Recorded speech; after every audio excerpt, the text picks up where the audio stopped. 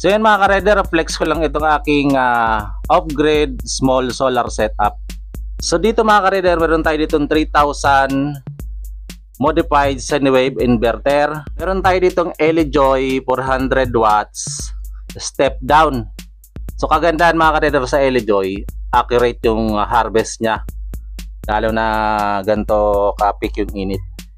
Tapos meron din tayo dito mga ka-rider, ayan o.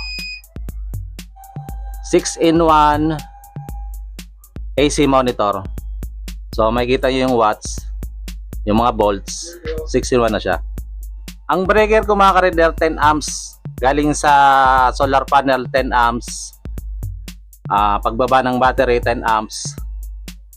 Ato sa controller na lang to, minodify ko na rin kasi yan.